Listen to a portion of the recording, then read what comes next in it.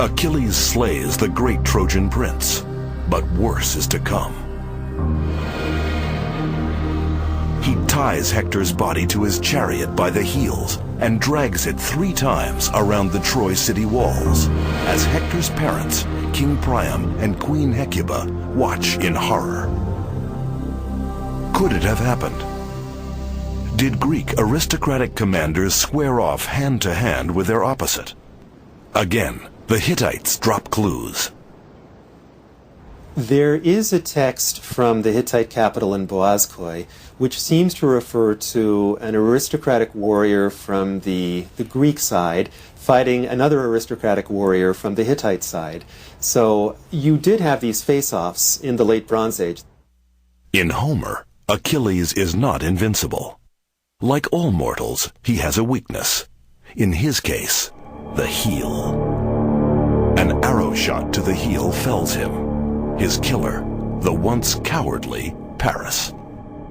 Achilles is dead. But do we have any evidence he ever lived at all? A small clue near Troy at the port town of Beshek Tepe. A cone-shaped mound that since antiquity has been regarded as the tumulus of Achilles. But excavations at the tumulus have come up empty, and the historical Achilles remains a mystery. Paris, slayer of Achilles and the cause of the war, is himself killed in battle. Paris's love affair had started the war. Could his death end it and change the fate of Troy? King Priam now has an opportunity to return Helen while saving face.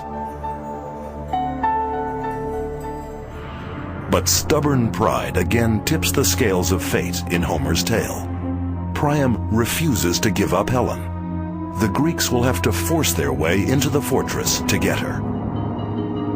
In the Iliad, it is the god Poseidon who builds the huge fortification walls of Troy. Homer has Poseidon say, "I walled the city massively in well-cut stone to make the place impregnable." Impregnable walls. 10 years of siege, and the walls of Troy still stand. For such a small city, it seems unlikely.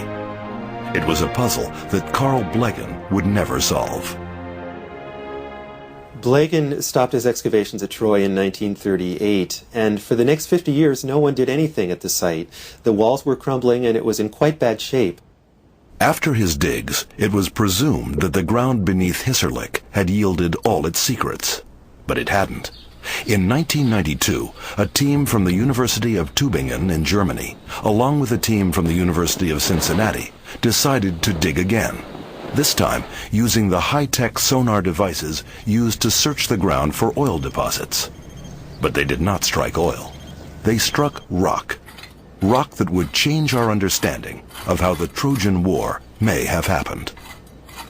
What we found was that if one goes 400 meters to the south of the main citadel of Troy, so that's about 1,200 feet, there's a rock-cut ditch that surrounded the entire lower city of Troy in the Troy 6 period.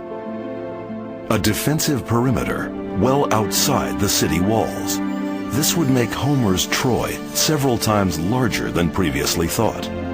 Suddenly, Troy wasn't so small. Suddenly, Troy was looking much more defensible. In order to attack the city, you would have had to have disembarked from your chariot, gone into and out of the ditch, all the while dodging arrows that were being shot at you by Trojans who were behind a wall not far in the distance.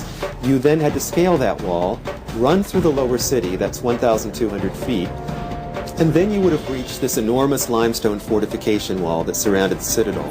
You had to get over that, and if you did that, all the while again dodging arrows that were raining down on you from Trojans on the other side, then you could sack the city. But with this dual system of defense, the settlement was nearly impregnable. They had found the larger city Schliemann and Blegen had been looking for. The case for the Trojan War had taken a great leap forward. In Homer, the siege is at stalemate. The Greeks have suffered heavy losses and need a new plan to get inside the impregnable walls of Troy. To do that, they resort to trickery. They build a large wooden horse. The Greeks roll the horse to the city walls and apparently retreat.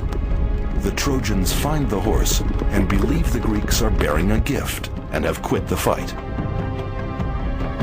Now the Trojans, who are apparently also not the brightest of bulbs, open up their gate, bring in the Trojan horse, and begin celebrating. But it was no gift horse, and the Greeks had not retreated.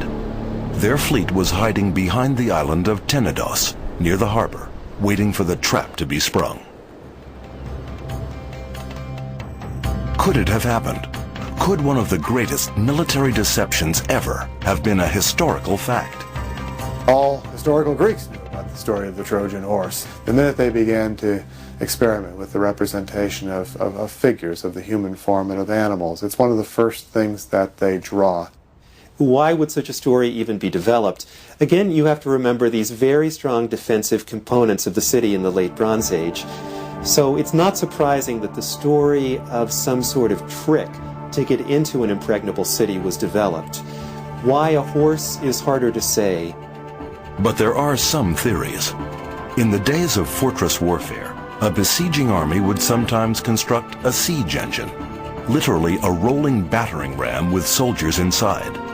This Assyrian depiction from the 7th century BC, around Homer's time, shows a horse-like siege engine breaking the walls of a fortified city. Perhaps the Trojan horse was just such a device. But maybe the walls were broken by a natural rather than a man-made force, an earthquake. A fault line runs along northwestern Turkey, and earthquakes have struck this region frequently since antiquity. Carl Blegen's excavations in the 1930s uncovered considerable evidence that Troy was struck by a massive earthquake in the late 13th century BC. Perhaps it was an earthquake that weakened Troy and allowed the Greeks to rush the citadel. The horse or the earthquake? Can these competing theories be resolved? And we know that the 6th city of Troy is destroyed, probably by an earthquake. But you know, if Homer's telling this story, 10 years of fighting, epic saga, so on and so forth, you don't want to say, and then there was an earthquake and the walls fell down and they walked in. It's ending your story with a whimper rather than a bang. But there is a theory. The horse as a symbol. The walls of Troy were reputed to have been built by the god Poseidon. Poseidon is not just the god of the sea, he's also the god of earthquakes. He's frequently called the earth shaker. And the animal associated with Poseidon is the horse. So if you say earthquake equals Poseidon, Poseidon equals horse, ergo earthquake equals Trojan horse, you've got it. The Trojan horse could simply be a metaphor for the earthquake. But in Homer, the horse is real, and the trick works. At about midnight, once the Trojans have had, shall we say, a bit too much to drink, and they've all gone to sleep, the Mycenaeans inside the horse open up the trap door, climb on down, kill the guards at the gate, and open up the gate.